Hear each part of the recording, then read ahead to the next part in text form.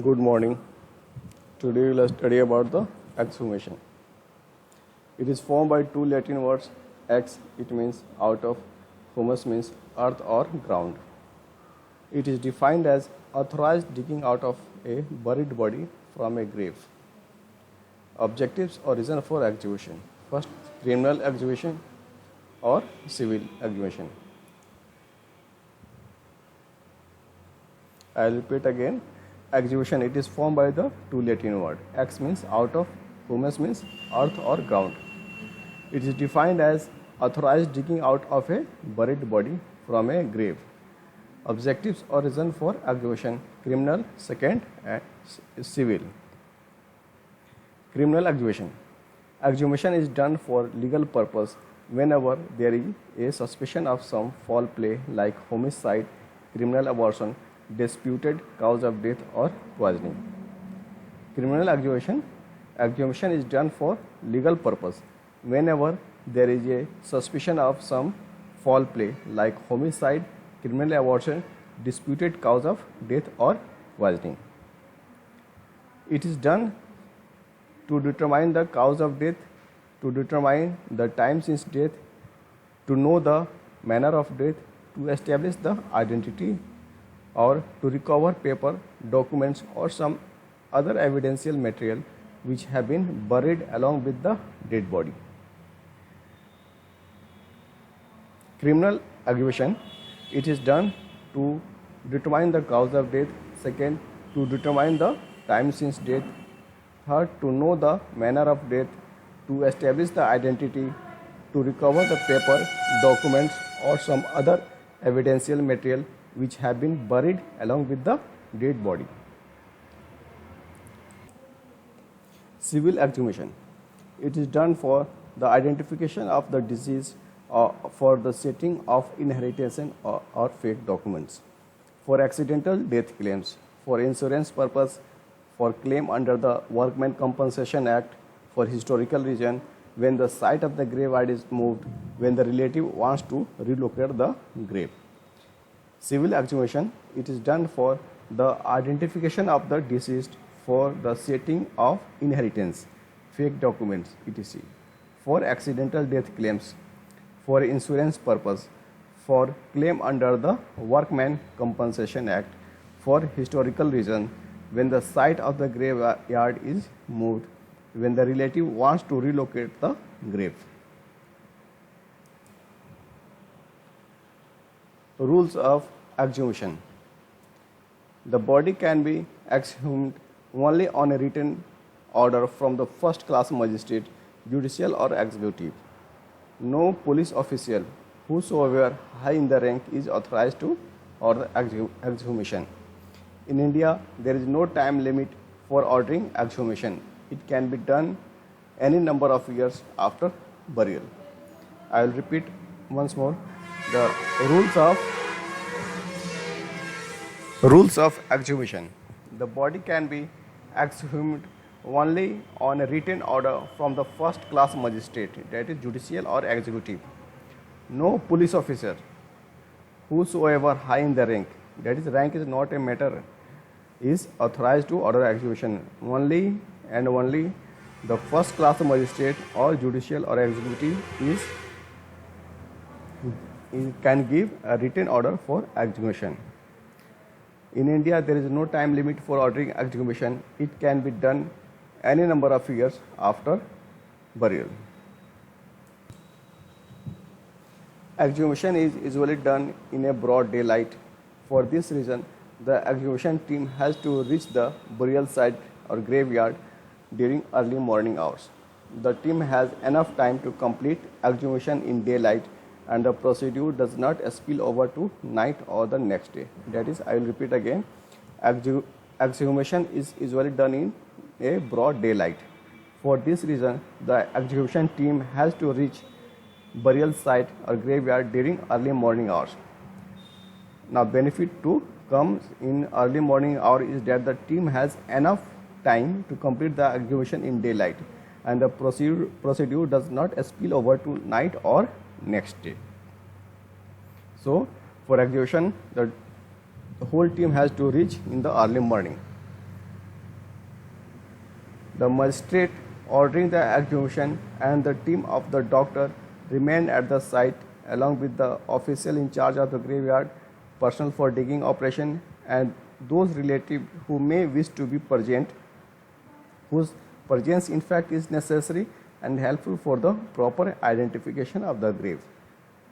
I will repeat again, the magistrate ordering, the magistrate who has given the order for execution, the magistrate ordering execution and the team of the doctor remain at the site along with the official in charge of the graveyard, personnel for digging operation, and those relatives who may wish to be present, whose presence in fact is necessary and helpful for the proper identification of the grave.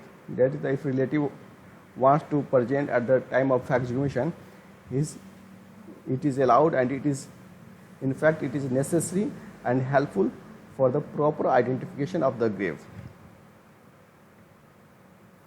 The grave is properly identified with the help of relative and the official in charge of the graveyard.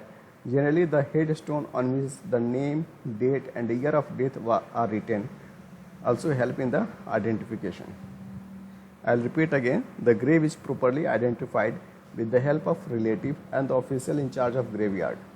Generally, the headstone on which the name, date, and year of death are written also help in the identification. Digging of the grave. The area should be screened off. Digging should be done gradually, about 10 cm to 50 cm at a time. The condition of the soil, water content, and the vegetable growth should be noted.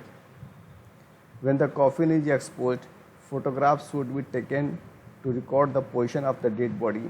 Drawing of the grave and the body or the skeleton should be taken.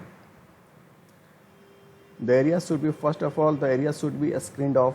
Digging should be done gradually at about 10 cm to 15 cm at a time. The condition of the soil, water content, and the vegetable growth should be noted. When the coffin is exposed, photographs should be taken to record the position of the dead body.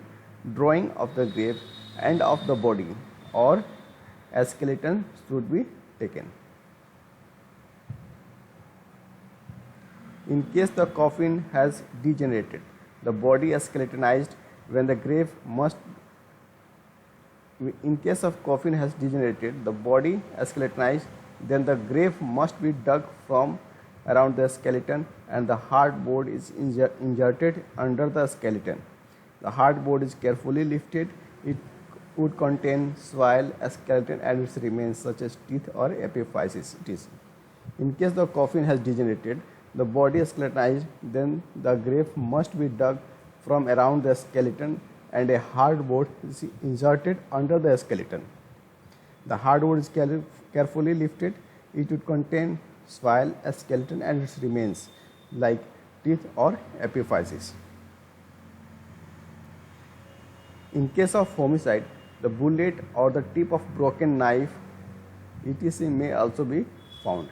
All the material is put in a fine wire sieve to preserve even smaller pieces.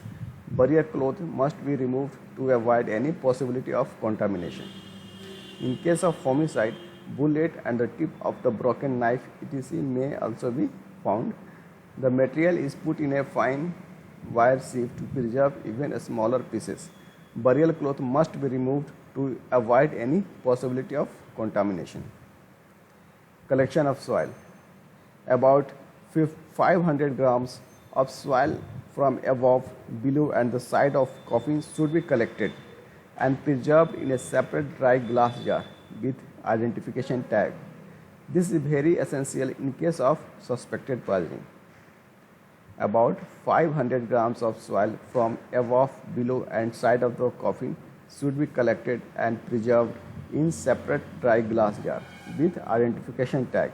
This is a very essential in case of suspected poisoning. The sample of soil around the graveyard should also be taken. Examination in situ. The medical officer in charge should first of all examine the body in situ when the coffin is opened and preferably take photographs. I will repeat again. The medical officer in charge should first of all examine the body in situ when the coffin is open and preferably take the photographs.